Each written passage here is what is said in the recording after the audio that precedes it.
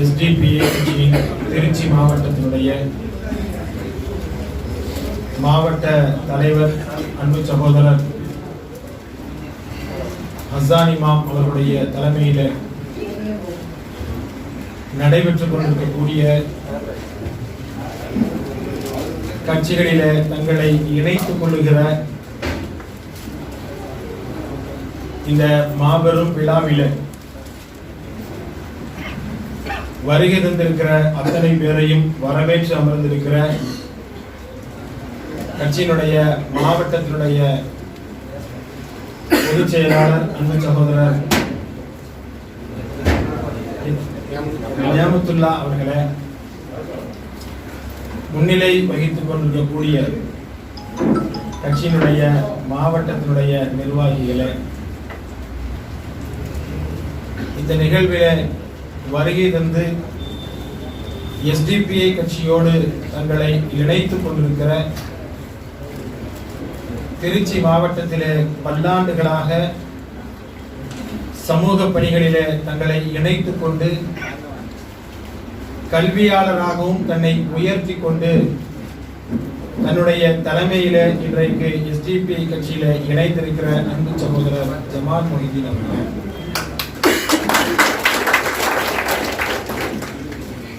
இந்த நிகழ்வில கலந்து கொண்டிருக்கிற எஸ்டிபிஐ கட்சியினுடைய ஆற்றல் மிகுந்த மாவட்ட, தொகுதி, நகர, கிளை அளவிலான நிர்வாகிகளை, விமென்ஸ் இந்தியா மூவ்மெண்டினுடைய மாவட்ட, தொகுதி, நகர அளவிலான நிர்வாகிகளை, எஸ்டிடியு தொழிற்சங்கத்தினுடைய நிர்வாகிகளை,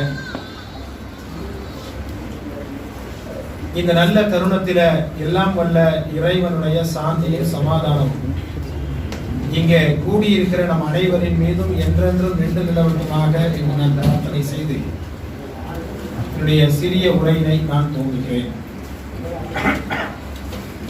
அன்பார்ந்த சொந்தங்களே, இன்றைய தினம் இந்த அரங்கம் முழுவதும் நிறைந்திருக்கிற வகையில எஸ்டிபிஐ என்பது தேசம் முழுவதும், இந்த நாடு முழுவதும் ஒடுக்கப்பட்ட சிறுபான்மை முஸ்லிம்கள், கிறிஸ்தவர்கள், தாழ்த்தப்பட்ட பழங்குடியின மக்கள் அனைவருக்குமான ஒரு தேசிய அளவிலான ஒரு அரசியல் பேரியக்கமாக இன்றைக்கு நாடு முழுவதும் வளர்ந்து கொண்டிருக்கிறது. இந்தியாவினுடைய ஒரு மூலையிலே நின்று கொண்டு எஸ்டிபிஐ என்று சொன்னால், கன்னியாகுமரியிலே நின்று முழங்கினால் காஷ்மீரிலே நின்று கொண்டு ஜிந்தாபாத் என்று முழங்குவதற்கான ஒரு எழுச்சி மிக்க லட்சியத்திலே குறியாக கொண்ட வேங்கைகளை கொண்ட இயக்கமாக இன்றைக்கு எஸ்டிபிஐ கட்சி நாட்டிலே பரிணமித்து வருகிறது. ஒரு 12 ஆண்டுகளிலே இத்தனை பெரிய எழுச்சியை இந்தியா போன்ற மதங்களாலும், மொழிகளாலும், இனங்களாலும், ஜாதிகளாலும் பிளவுபட்டுக் கொண்டிருக்கிற ஒரு நாட்டிலே இப்படி ஒரு சமூக நல்லிணக்கத்தோடு கொண்ட, மத, இன, மொழி பேதமில்லாத ஒரு அமைப்பை கட்டி எழுப்ப இயலுமா என்று இன்றைக்கு நாட்டினுடைய அரசியல் ஆய்வறிஞர்கள் எல்லாம் இன்றைக்கு ஆச்சரியத்தோடு பார்க்கின்ற, அண்ணாந்து பார்க்கின்ற ஒரு கட்சியாக இன்றைக்கு எஸ்டிபிஐ கட்சி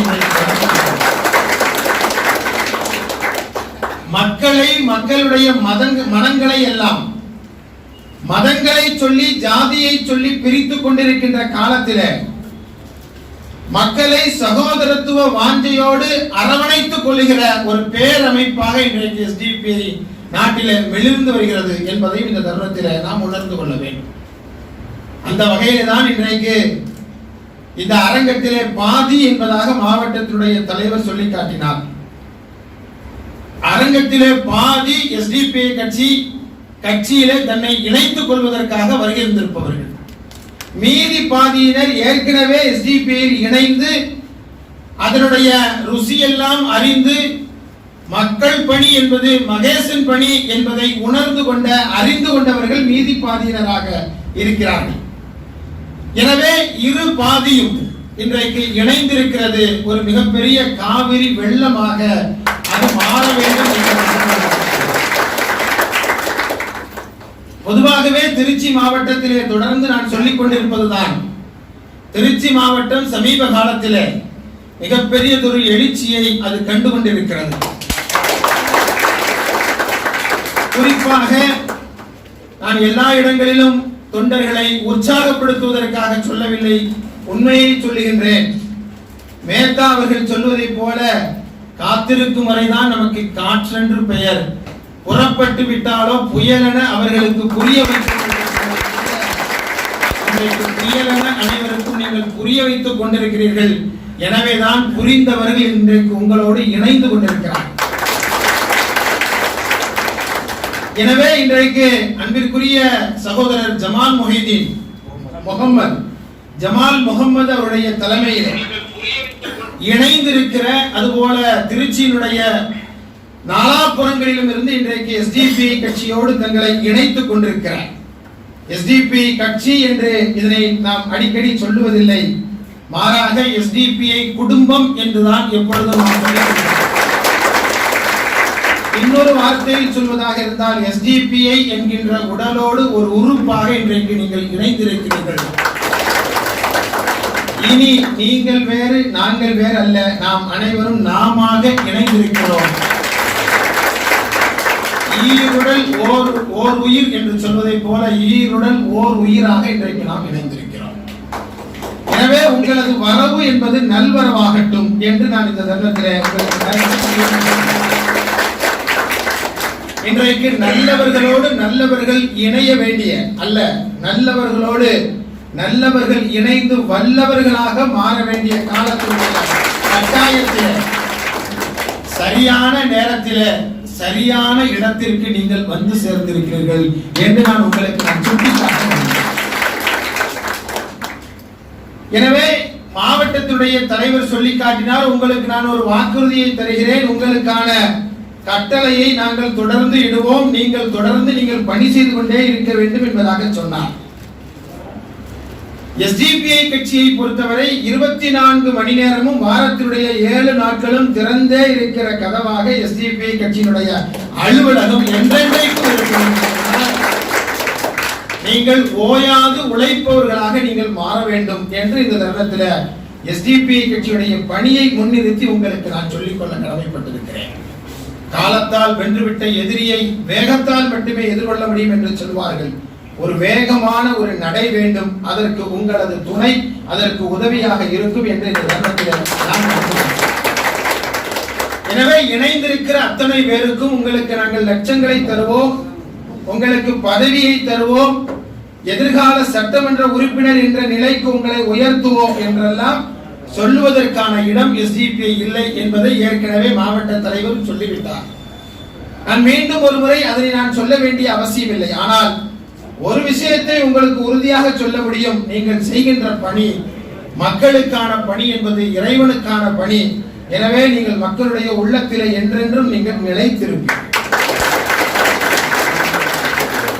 எஸ்டிபிஐ கட்சியை பொறுத்தவரை இது ஏதோ மக்கள் திரளுக்கு இடையே உற்சாகமான உரைகளையும் வீராவேசமான செயல்பாடுகளையும் மட்டும் கொண்டதல்ல என்பதை இந்த தருணத்தில் நீங்கள் உணர்ந்து கொள்ள வேண்டும். ஒரு திட்டமிட்ட இலக்கோடு, ஒரு லட்சியத்தோடு, ஒரு தூர நோக்கு சிந்தனையோடு, எத்தகைய தடையையும் உடைக்கின்ற ஒரு வல்லமையோடு, ஒரு பலத்தோடு இன்றைக்கு நாம் களமாடி கொண்டிருக்கிறோம் என்பதையும் நீங்கள் புரிந்து கொள்ள வேண்டும். இங்கே எஸ்டிபிஐ கட்சியினுடைய திருச்சி மாவட்ட நிர்வாகம் உண்மையிலேயே என்னை மிரட்டி இருக்கிறது என்பதாக நான் நினைக்கிறேன்.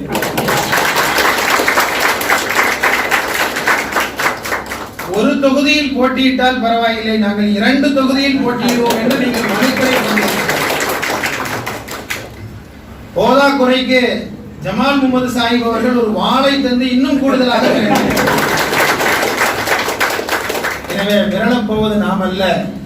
நாம் நினைத்தால் இன்ஷா அல்லாஹ் காலம் ஒன்று வரும், 234 தொகுதிகளிலும் நம்மால்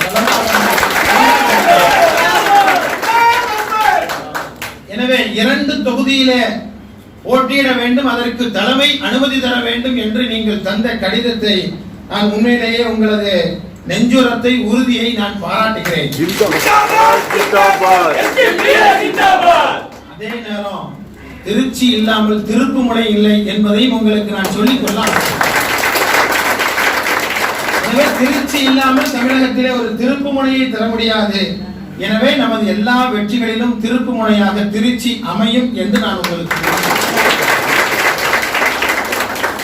SDPI கட்சியை பொறுத்தவரை இது ஒரு கோட்பாடு இல்லாத, ஒரு நடைமுறை இல்லாத, தான் தோன்றித்தனமாக உருவாகிய ஒரு கட்சி அல்ல, முழக்கம் அல்ல என்று நான் ஏற்கனவே சொல்லி காட்டினேன்.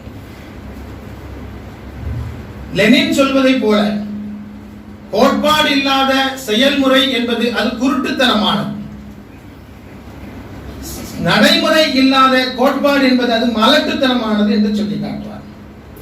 கோட்பாடு என்று சொன்னால் கொள்கை, கொள்கை இல்லாத நடைமுறை என்பது அது குருட்டுத்தனமானது, நடைமுறை இல்லாத கொள்கையோ அது மலட்டுத்தனமானது என்று சொல்லி காட்டுவார். நாம் கொள்கையையும் கொண்டிருக்கிறோம், கொள்கையை செயலாற்றுவதற்கான நடைமுறை இரண்டையும் நாம் கொண்டிருக்கிறோம். அதனால்தான் பசியிலிருந்து விடுதலை, பயத்திலிருந்து விடுதலை என்கின்ற முழக்கத்தை நாம் முன்வைத்திருக்கிறோம். கடமை, கண்ணியம், கட்டுப்பாடு என்பதை விட, இயன்றதை செய்வோம் இல்லாதவருக்கே என்பதை விட ஆழமான நீண்ட பொருள் கொண்டது மட்டுமல்ல, இந்த உலகத்தினுடைய அத்தனை சக்திகளையும் எதிர்த்து நிற்கின்ற முழக்கம் என்பது பசியிலிருந்து விடுதலை, பயத்திலிருந்து விடுதலை. எனவே இது ஒரு அடிமை முழக்கம் அல்ல, இது ஒரு விடுதலை முழக்கம் என்பதை நாம் புரிந்து கொள்ள வேண்டும். விடுதலை என்பது அத்தனை சாத்தியம், அத்தனை எளிதானதல்ல. விடுதலை என்பது அத்தனை எளிதானதல்ல. இறைவன் தன்னுடைய திருமறையிலே சொல்லுவதை போல நாமே அவர்களுக்கு உணவளித்தோம், நாமே அவர்களை அச்சத்தில் இருந்து அபயமளித்தோம் என்று சொல்லுகின்ற அந்த லீலாஃபி குறைஷினுடைய அந்த வசனத்திலிருந்து எடுக்கப்பட்டதாக சில சகோதரர்கள் சொல்லி காட்டினார். எனவே இந்த மக்களை பசியிலிருந்தும் பயத்திலிருந்தும் விடுவிப்பது என்பது சாதாரண ஒன்று அல்ல. அது ஒரு அரங்கத்தில் கூடி கலைகின்ற ஒன்று அல்ல. நாங்கள் எல்லாம் இருக்கின்றோம் என்று சொல்லி நமது பாக்கெட்டுகளிலே விசிட்டிங் கார்டிலே வைத்துக் கொள்ளுகின்ற விஷயம் அல்ல. பசியிலிருந்து விடுதலை, பயத்திலிருந்து விடுதலை என்று சொன்னால் இந்த மனித சமூகம் இருக்கின்ற காலமெல்லாம் உங்களுக்கான வேலை திட்டம் என்பது இருந்து கொண்டே இருக்கும் என்பதற்கான இலக்கு தான் பசியிலிருந்தும் பயத்திலிருந்தும் உள்ள விடுதலை. கொரோனாவினுடைய காலத்திலே பணியாற்றியவர்களுக்காக இங்கே விருதினை, பாராட்டு சான்றிதழை நாம் வழங்கினோம். எத்தகையதொரு மோசமானதொரு சூழலிலே இந்த மனித சமூகம் இந்தியாவிலே வாழ்ந்து கொண்டிருக்கிறது என்பதை, நமக்கு கைப்புண்ணுக்கு கண்ணாடி தேவையில்லை என்பதை விளக்கிய சம்பவம் தான் கொரோனா. லவ் ஜிஹாத் என்று சொன்னார்கள், பொறுத்துக் கொண்டோம். அதே போல UPSC ஜிஹாத் என்றார்கள், பொறுத்துக் கொண்டோம். ஆனால் கொரோனா ஜிஹாத் என்று சொல்லுவார்கள் என்று கனவிலும் நாம் நினைத்திருக்க மாட்டோம். உண்மைதானே? ஒரு மனிதன் தன்னுடைய உடலிலே கிருமிகளை வாங்கிக் கொண்டு, கொரோனா கிருமிகளை வாங்கிக் கொண்டு அவன் அதனை மக்களிடத்திலே பரப்புவான் என்று இல்லாத ஒன்றை அவர்கள் பரப்பி குற்ற பரம்பரையாக நிறுத்துவார்கள் என்று யாரும் நினைத்து கூட பார்த்திருக்க மாட்டோம். ஆனால் பாசிச சங்க பரிவாரம் நினைத்தால் நாங்கள் எதையும் எங்களுக்கு எதிரான, எங்களுக்கு சாதகமான ஆயுதங்களாக பயன்படுத்த முடியும் என்பதை அவர்கள் காட்டினார். இன்றைக்கு அதனைத்தான் இன்றைக்கு அவர்கள் நினைத்துக் கொண்டிருக்கிறார்கள். நாம தான் இன்றைக்கு மிகப்பெரிய உச்சத்தில் இருக்கிறோம். நாம் நினைத்தால் எதை வேண்டுமானாலும் செய்துவிடலாம். ஒரே இரவில் 132 பேரை கொலை செய்வதற்கு காரணமான, அல்லது அவர்களது இறப்பிற்கு காரணமான டிமானிட்டைசேஷனை என்னால் நடைமுறைப்படுத்த முடியும் என்று நினைக்கிறார். பண மதிப்பிழப்பு நடவடிக்கையை நடத்த முடியும் என்று சொல்லி, நான் ஒரு மக்களால் தேர்ந்தெடுக்கப்பட்ட பிரதமர் அல்ல, நான் ஒரு மன்னர்களுக்கெல்லாம் மன்னர் என்று அவர்கள் நினைத்துக் கொண்டிருக்கிறார். ராமர் கோயிலை கட்டுவதற்காக வேண்டி இந்த லாக்டவுனை அவர்கள் பயன்படுத்திக் கொண்டார்கள். ஒரு அநீதமான ஒரு தீர்ப்பின் மூலமாக ஒரு அநீதமான ஒரு செயலை செய்வதற்கு அவர்கள் துணிந்திருக்கிறார்கள். அதற்கு அவர்கள் வசூல் செய்தவர்கள், அதற்கான பொருளாதார நிதியை தந்தவருடைய பட்டியலிலே, முதல் பட்டியலிலே ஜனாதிபதியை அவர்கள் வைத்திருக்கிறார். ஜனாதிபதி எங்களுக்கு 5 லட்சம் ரூபாயை வழங்கினார் என்று சொன்னால், இந்த நாட்டிலே மதச்சார்பின்மை, இந்த நாட்டினுடைய இறையாண்மை, இந்த நாட்டினுடைய ஜனநாயகம், இந்தியாவுடைய முதல் குடிமகன் இந்துத்துவாவிற்கு ஆதரவான ஒரு செயல்பாட்டிற்கு பணத்தை அளிக்கின்றார் என்று சொன்னால் அவர்கள் ஒரு விஷயத்தை நமக்கு தெளிவாக்கி விட்டார்கள். முடிவெடுக்க வேண்டியது நாங்கள் இல்லை, நீங்கள் தான் முடிவெடுக்க வேண்டும் என்று அவர்கள் சொல்லாமல் சொல்லியிருக்கிறார். நாங்கள் அல்ல முடிவெடுக்க வேண்டியவர்கள், நாங்கள் முடிவெடுத்து விட்டோம், நாங்கள் இந்து ராஷ்டிராவை நோக்கி இந்தியாவை நகர்த்தி கொண்டிருக்கிறோம் என்று அவர்கள் சொல்லுகிறார். எனவே இனி உங்களுக்கு தேவை என்ன இருக்கிறது என்கின்ற கேள்வியை நம்மிடத்திலே அவர்கள் கேட்கின்றார். இந்த இடத்துலதான் எஸ்டிபியினுடைய பணி மிக முக்கியமானது. இந்த இடத்தில் தான் இப்படித்தான் நாங்கள் உங்களை அடக்குவோம், இப்படித்தான் உங்களை நாங்கள் இல்லாமலாக்குவோம், நாங்கள் சொல்கின்றபடி இந்த நாட்டிலே கேட்டால் கேளுங்கள், இல்லை என்றால் இந்த நாட்டை விட்டு வெளியே செல்லுங்கள் என்று சொல்லுகின்ற இடத்திலே அப்படி சொல்லுபவர்களுக்கு எதிரான ஒரு வீர முழக்கமாக எஸ்டிபிஐ இருக்க வேண்டும்.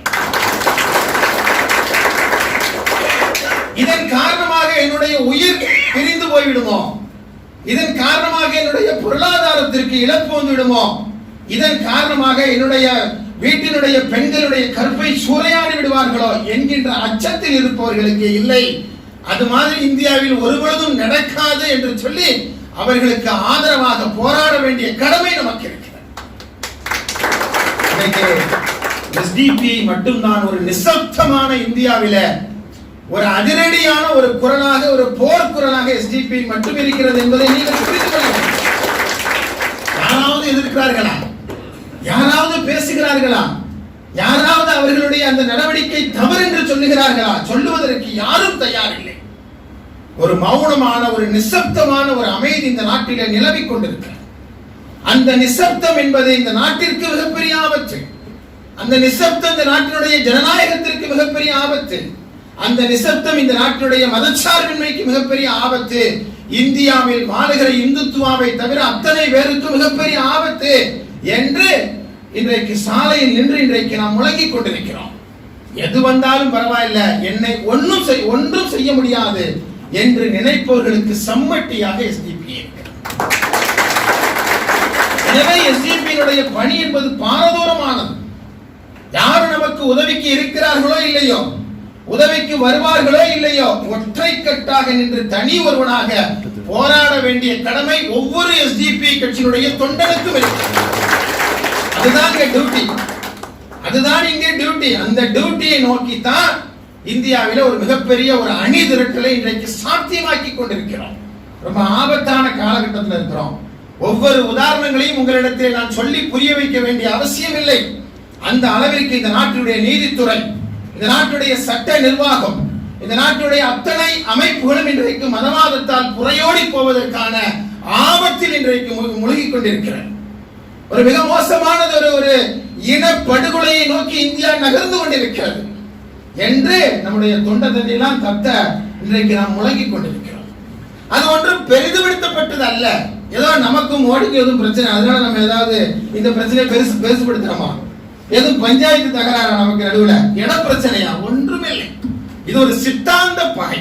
அதுதான் இந்த சித்தாந்த பகையில தான் இன்றைக்கு சத்தியத்தின் பக்கம் நாமும், அசத்தியத்தின் பக்கம் அவர்களும் இன்றைக்கு நின்று கொண்டிருக்கிறார்.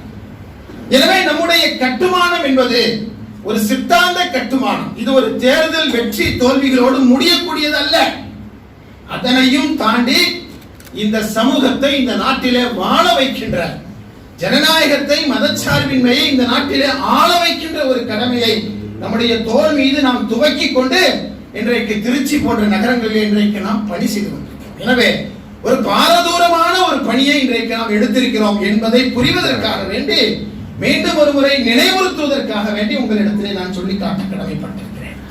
எனவே ஒரு ஆபத்தான காலகட்டத்திலே சென்று கொண்டிருக்கிற இந்த நாட்டிலே வாழுகிற ஒடுக்கப்பட்ட மக்கள், தாழ்த்தப்பட்டவர்கள், விவசாயிகள், இந்துத்துவத்திற்கு எதிராக போராடக்கூடிய ஜனநாயக சக்திகள் அத்தனை பேரையும் முடக்கி ஆளுகின்ற அரசு என்பது RSS ஆக, RSS என்பது ஆளுகின்ற அரசாக இன்றைக்கு மாறி போயிருக்கிறது. மத்திய அரசினுடைய கொடுங்கரங்களிலே தமிழ்நாடு மட்டுமல்ல, ஒட்டுமொத்த இந்தியாவும் இன்றைக்கு சிக்கி தவித்துக் கொண்டிருக்கின்ற நிலையில தான் அதிலிருந்து ஒரு விடுதலை வேண்டிய ஒரு பயணத்தை இன்றைக்கு நாம் நடத்தி கொண்டிருக்கிறோம் என்பதை நாம் புரிந்து கொள்ள வேண்டும். எனவே அந்த பயணத்திற்கு ஏற்றாற் போல நம்மை தயார்படுத்திக் கொள்ள வேண்டும் அல்லவா?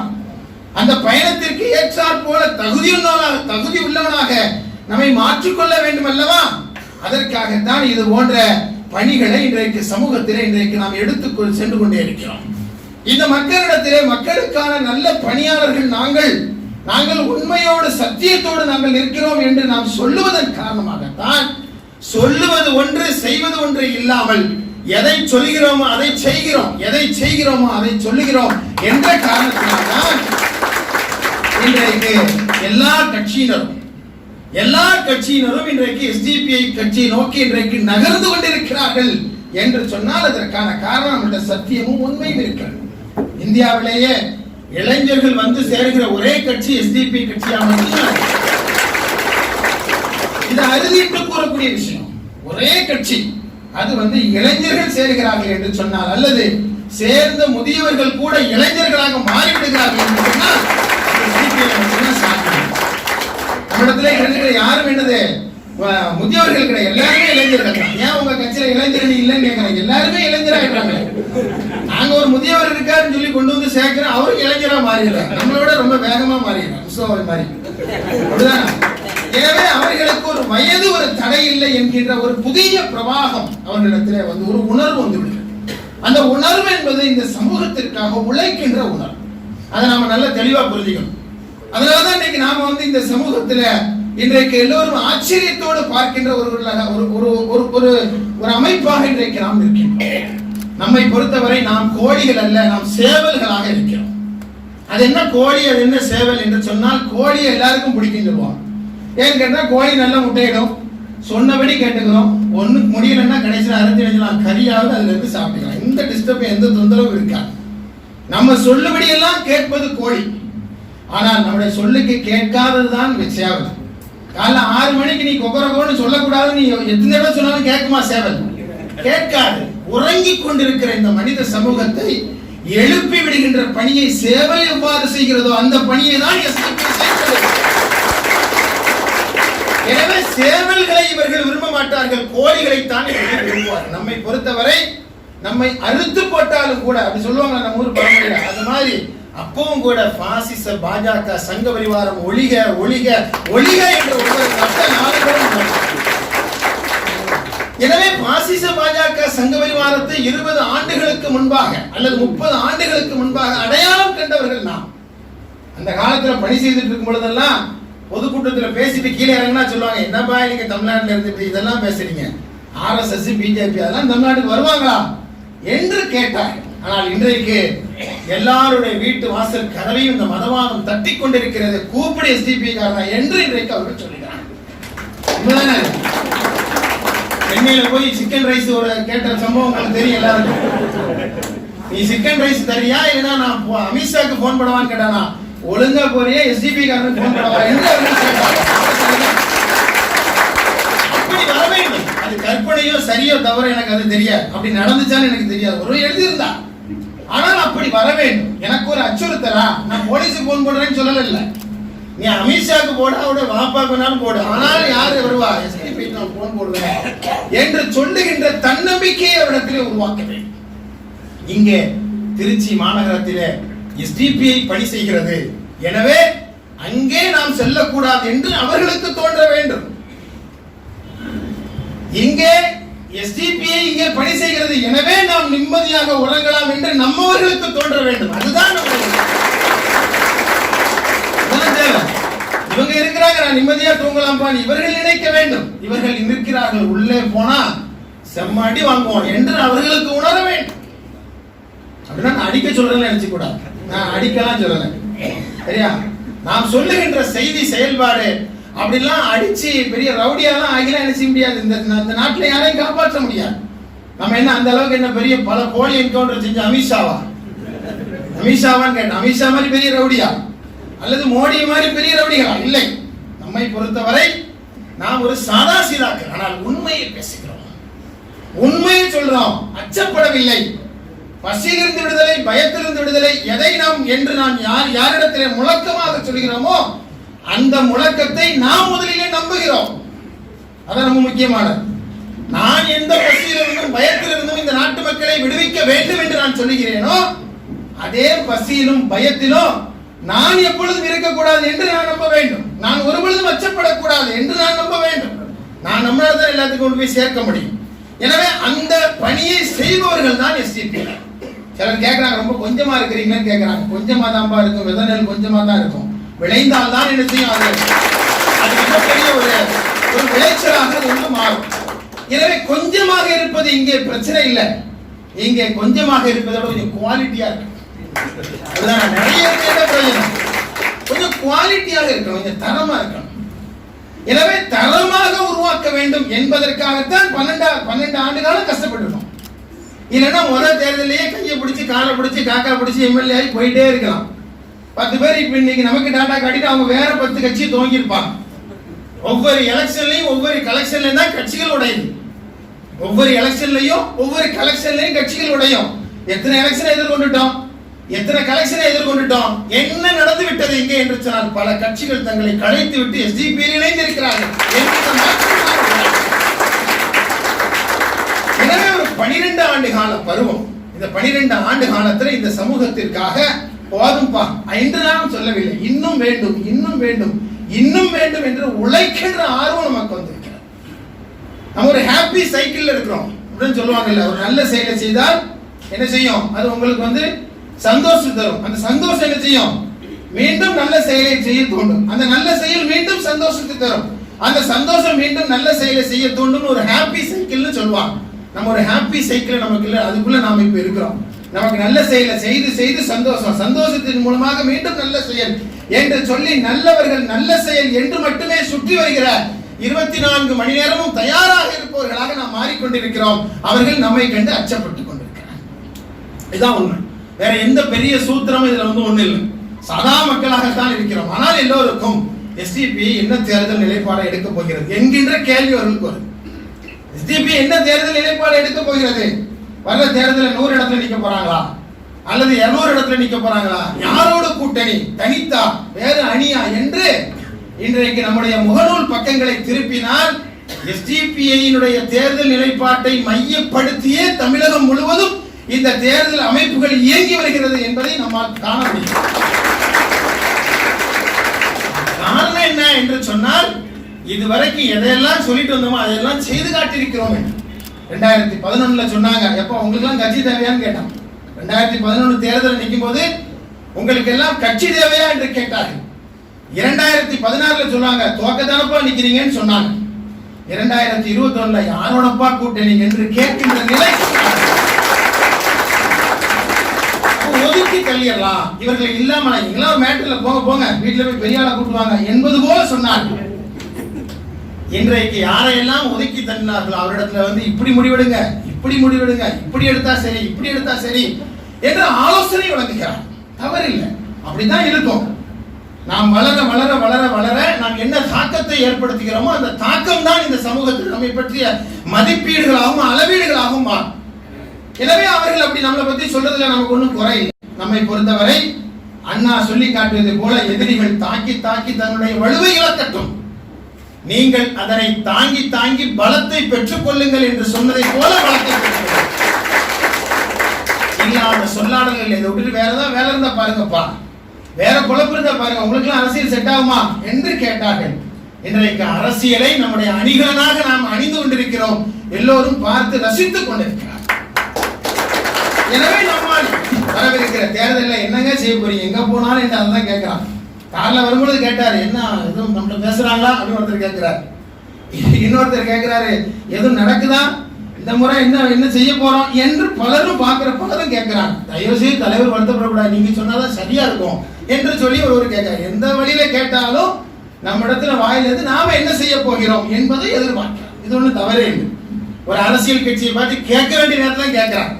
2011 எப்படி கேட்டாங்க நம்மளை பார்த்து, என்னப்பா பண்ண போறீங்க, யாரும் கேட்கவே இல்லை. வேட்பாளர் சொல்லி நம்மளை நாம தான் அறிமுகப்படுத்திக்கிட்டோம். நமக்கு தேவையான வேஷ்டி சட்டையும் கட்சி தான் வாங்கி தந்துச்சு அந்த நேரம், வெள்ளை வேஷ்டி சட்டைய என்கின்ற நிலைக்குத்தான் நாம் இருந்தோம். அப்படிதான். ஆனா இன்றைக்கு எல்லோரும் நம்மிடத்திலே கேட்கிறார். கேட்கிற எல்லாத்திலையும் சொல்லியாச்சு, பத்திரிகையாளர்களையும் சொல்லியாச்சு, எல்லா பத்திரிகையாளர்கள்ட்டையும் சொல்லிட்டோம். எஸ்டிபி வரவிருக்கிற தேர்தலில் ஒரு முக்கியமான நிலைப்பாடு எடுக்கப்படும், எந்த மாற்றமும் இல்லை. அந்த நிலைப்பாடு தமிழகத்தில் மிகப்பெரிய அதிர்வலை ஏற்படுத்த போகிறது, எந்த மாற்றமும் இல்லை. அதனுடைய வெளிப்பாடாக எஸ்டிபி சட்டமன்றத்துக்குள்ள நுழைய போகுது, அதிலும் எந்த மாற்றம். எனவே இது இறைவனை முன்னிறுத்தி இது ஏதோ சும்மா போற போக்குல செவடா இல்ல 2021 எங்க ஆட்சிலாம் சொல்லல. இவ்வளவு நாள் உழைத்துக் கொண்டு ஒரு தேர்தல் ரீதியிலான பணிகளை மட்டுமல்ல, இந்த சமூகத்துடைய மக்களுடைய மன்றத்திலே இடம்பெற்று விட்டு இன்றைக்கு சட்டமன்றத்தில் இடம்பெற வேண்டும் என்று ஆசைப்படுகிறோம். சட்டமன்றத்தில் இடம் கிடைக்கலன்னா, நமக்கு அப்படி ஒரு நசீப் இல்லைன்னா கடையை மூடிட்டு போயிருமா? எப்பொழுதும் போகிறது. இது நம்முடைய இலக்கு. வெற்றிகள் வரும்போது துள்ளி குதிப்பதும், தோல்விகள் வரும்பொழுது துவண்டு விடுவதும் நம்முடைய வரலாறுலே கிடையாது. நம்ம இரண்டையும் ஒரே மாதிரியாகவே பார்த்து பழக்கப்பட்டவர். இரண்டையும் ஒரே மாதிரியாக பார்த்து, நல்லா இருந்துச்சு அப்படியா சந்தோஷம், நல்லா இல்லை அப்படியா சந்தோஷம், எல்லாவற்றிற்கும் அல்ஹம்துலில்லாஹ் என்று சொல்லியே பழக்கப்பட்டு போயிட்டோம். எனவே இது நம்முடைய பாதையை திருப்பார். வெற்றி அல்ல, வெற்றியோ தோல்வியோ நம்மை ஒருபொழுதும் திசை திருப்ப முடியாது. ஆனால் வரவிருக்கிற தேர்தலில் ஒரு சாதனையை செய்து காட்டும். அது என்னால இது இல்ல முடியாது, அது இல்ல முடியாது என்று சொல்ல முடியாது. தொண்டர்களுக்கு நான் எப்பொழுதும், செயல் வீரர்களுக்கு எப்பொழுதும் நான் வைக்கிற கோரிக்கை என்ன செய்ய போறோம் என்பதை பத்தி நீங்க கவலைப்படாதீங்க, அதை நாங்க பார்த்துக்கிறோம். அப்படிதானே? என்ன செய்ய வேண்டும் என்பதை உங்களுக்கு சொல்கிறோம், அதை நீங்கள் செய்யுங்க. அதுதான் எஸ்டிபி கட்சி வலுவா இருக்கு என்று சில கட்சி தலைவர்கள் எல்லாம் பேசுறாங்க. எப்படி பேசுறாங்க? தலைவர் நல்ல ஜம்முன்னு வலுவா இருக்காருன்னு சொல்லியா பேசுறாங்க. அவர் நல்ல ஹைட் வெயிட்டுமா இருக்கான்னு சொல்லியா பேசுறாங்க. நல்ல பொருளாதார காசு பலம் வச்சிருக்காருன்னா பேசுறாங்க. இல்லை, எஸ்டிபி கட்சி தொண்டர்கள் வைப்ரண்டா இருக்கிறாங்க என்று இங்கே தலைவர்களால் தொண்டர்களுக்கு மரியாதை இல்லை, தொண்டர்களால் தான் தலைவர்களுக்கு. தொண்டர்கள் தான் இங்கே முன்னிலைப்படுத்தப்படுகிறார்கள். தொண்டர்களை கொண்டுதான் இந்த கட்சி அச்சிவாரமே நின்று கொண்டிருக்கிறது. கன்னியாகுமரி முதல் சென்னை வரை ஒரு முடிவெடுத்தார்கள் என்று சொன்னால், அந்த முடிவை எத்தகையதொரு பெரிய இருந்தாலும் அதை நிறுத்தி காட்டாம விடமாட்டாங்க என்கின்ற எண்ணம் தொண்டர்களால் உருவாக்கப்பட்டிருக்கிறது. அந்த தொண்டர்களுக்கு தான் இப்ப பயங்கரமான வெறி வந்திருக்கு. என்ன வெறி? இவ்வளவு நேரம் அப்படி ரோட்ல போகும்போது பார்த்துட்டே போன அந்த சட்டமன்றத்துக்குள்ள இந்த முறை நுழைஞ்சே தீரணும்பா என்கின்ற உணர்வும் வெறியும் அவர்களுக்கு. எனவே அது ரொம்ப வெகு தூரம் இல்லை, ரொம்ப தூரம் இல்லை. பாலையும் நமதே நாளையும் நமதேன்னு சொன்னாங்க. அப்படிதானே? அது மாதிரி நம்மளும் சொல்லலாம், திருச்சியும் நமதே திருப்புமுனையும் நமதேன்னு கூட என்ன செய்ய முடியும், நம்மளால சொல்ல முடியும். எனவே இது சொல்லுகின்ற வெறும் வார்த்தைகளும் வெறும் கோஷங்களும் அல்ல, இது நம்முடைய உள்ளத்தின் அடிநாதத்தில் இருந்து வரக்கூடிய வார்த்தை. பாலையும் நமதே நாளையும் நமதேன்னு சொன்ன அந்த கூட்டத்தில் கூட நான் சொன்னேன், நம்மளாம் வெற்றி பெற முடியுமான்னு சிலர் கேட்கிறாங்க. வெற்றி பெற முடியும், அது ஒன்றும் பெரிய தூரத்தில் இல்லையப்பா. 2011 பாளையங்கோட்டையில 3வது இடத்துக்கு வந்தோம். 2021 ஏன்பா முதல் இடத்துக்கு எங்களால் வர முடியாது? முடியும், எல்லாவற்றையும் முடியும். எல்லாவற்றையும் முடியாதது அத்தனையும் முடியும் முடியும் என்று காட்டுகின்ற ஒருவர்களாகத்தான் இந்த செயல்பாடுகள் அமைந்திருக்கிறது. எனவே நாம் எத்தகைய சூழலில் நாம் நம்பிக்கை இழக்கூடாது. நம்முடைய பயணம் என்பது ஏதோ 4-5 சட்டமன்ற உறுப்பினரை கொண்டு போய் அப்படி உள்ளே ஏற்றினோடனே அப்படி அமைதியாக போறது இல்லை, ஒரு 5-6 பார்லிமெண்ட் உறுப்பினர்களை ஏற்றினோடனே எல்லாம் முடிஞ்சிட போறது அல்ல. அதையும் தாண்டி நம்முடைய இலக்கு நிச்சயம் நீண்டு கொண்டே இருக்கிறது. அது நம்முடைய பல பல வருடங்களாக, பல்லாண்டுகளாக, பல தசாப்தங்களாக நம்முடைய வேதனையும் வழியையும் பிரதிபலிக்க போவது நம்முடைய செயல்பாடுகள் நம்ம புரிஞ்சுக்கணும். வேதனையும் வழியும் இது ஏதோ நம்முடைய தலைவரை கொண்டு போய் சட்டமன்ற உறுப்பினர் அழகு பார்க்கின்ற செயல் அல்ல. அப்படி யாரும் நினைக்கல. எல்லா கட்சியிலையும் வேட்பாளர்னு சொன்னோன்னே அப்படியே குளிர்ந்துடுறாங்க. ஆனா நம்மள எங்கேயாவது வேட்பாளர் நமக்கு பயமா தான் இருக்கு. ஆகா, திரும்ப வேற புது வெள்ளை சட்டை புது வேஷம் எடுக்கணுமா என்கின்ற பயம் தான் நமக்கு வருகிறது. எனவே நான் நிற்கின்றேன் என்று சொல்லி இங்க யாரும் வர தயார், நீங்க நிக்கணுங்க அப்படின்னு முன்னிறுத்துகின்ற நிலையில் தான் இன்றைக்கு நாம் இருக்கிறோம். எனவே அது இருக்கும் வரை நாம் ஒரு பொழுதும் வழி தவற மாட்டோம். எனவே கட்சி ஒரு தீர்மானம் எடுத்து விட்டால், கட்சியினுடைய நிர்வாகம், ஒரு மாநில நிர்வாகமோ தேசிய நிர்வாகமோ ஒரு தீர்மானம் எடுத்து விட்டால், சுற்றி சுழல்கின்ற ஒரு படை எஸ்டிபியிடம் இருக்கிறது என்பதை நீங்கள் தொடர்ந்து நிரூபித்துக் கொள்ளுங்கள். எனவே நீங்கள் கிழக்கு தொகுதி மேற்கு தொகுதி சொல்லிருக்கீங்க, தவறே இல்லை. திருச்சியில் இருக்கிற எல்லா தொகுதியும் 10 தொகுதியிலும் நிக்கிறேன்னு சொல்லுங்க, ஒன்றும் தவறில்லை. நிற்க முடியும், ஒரு மாற்றத்தை நம்மால் உருவாக்க முடியும். 32 தொகுதியில நிற்பதை நாம் கூட கனவுல நினைச்சு பார்க்கல, ரொம்ப எளிதா நின்றுட்டு போயிட்டே இருந்தோம். 32 தொகுதியில நாம நின்றதுனாலதான் ஆளும் எதிர்வரிசைகள் மாறியது என்பது எல்லாருக்கும் புரிகிறதா இல்லையா? எனவே வரவிருக்கிற தேர்தலில் நாம் ஒரு மிக முக்கிய மாற்றத்தை ஏற்படுத்துவோம், அது மாற்றமே இல்லை. ஆனால் நீங்கள் களமாடுங்க. நீங்கள் இது போன்ற கட்சியில எல்லோரையும் இணைக்கின்ற நிகழ்வு நடத்த வேண்டும். இணைத்தவர்களை தலைவர்களாக மாற்றுகின்ற நிகழ்வை நடத்த வேண்டும்.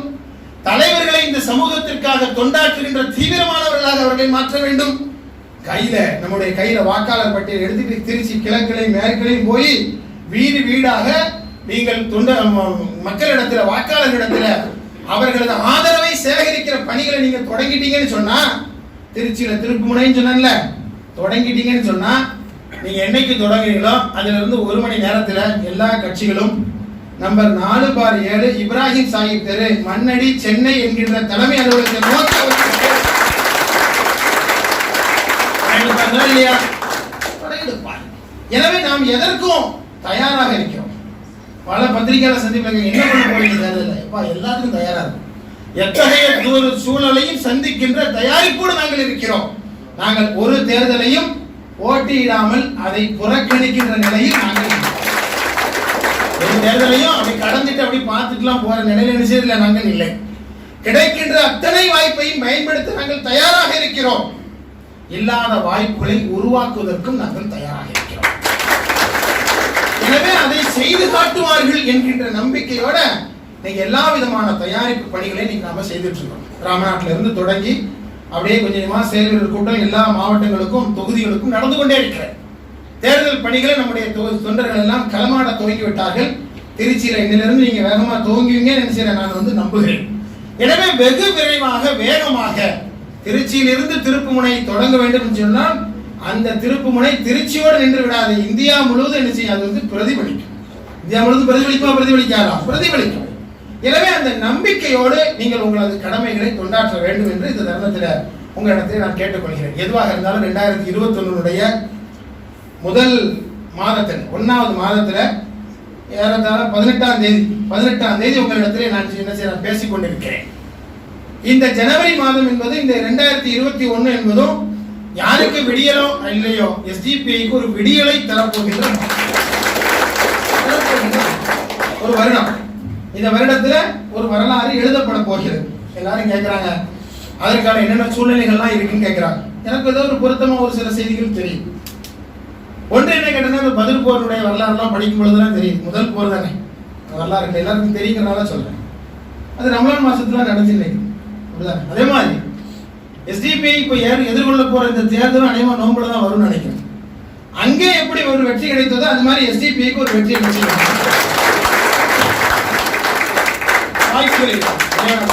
ஒரு வெற்றியை நமக்கு ஒரு அரை வயிற்றோட பசித்த வயிறுகளோடு இந்த சமூகத்திற்காக தொண்டாற்றுகின்ற எஸ்டிபியினருக்கு ஒரு அங்கீகாரத்தை தமிழகத்திலிருந்து துவங்குவது என்று இறைவன் எழுதினார். அதை மனதில் கொண்டு அந்த நியத்தை மனதில் கொண்டு நாம் நம்முடைய பணிகளை நாம் தொடங்குவோம். எனவே வரவிருக்கின்ற காலங்கள் நமக்கான காலங்கள் என்பதை மனதில் கொண்டு மிக வீரியமானது ஒரு களமாடல் திருச்சியிலிருந்து தொடங்கப்பட வேண்டும். அப்படி ஒரு வீரியமான களமாடலுக்கான துவக்கமாக இந்த நிகழ்வு அமையட்டும் என்று இந்த தருணத்தில் கூறிக்கொண்டு வருகை தந்து எஸ்டிபிஐ கட்சியோடு தங்களை இணைத்துக் கொண்டு ஒரு உடலாக ஒரு உறவாக ஒரு குடும்பமாக இணைந்திருக்கிற அத்தனை பேருடைய பணிகளையும் நான் பாராட்டுகிறேன். உங்களது பணிகள் வெல்லட்டும், உங்களது பணிகளை இறைவன் அங்கீகரிக்கட்டும் என்ற தருணத்தில் பிரார்த்தனை செய்து கொண்டு வாய்ப்புக்கு நன்றி கூறி விடைபெறுகின்றேன். நன்றி.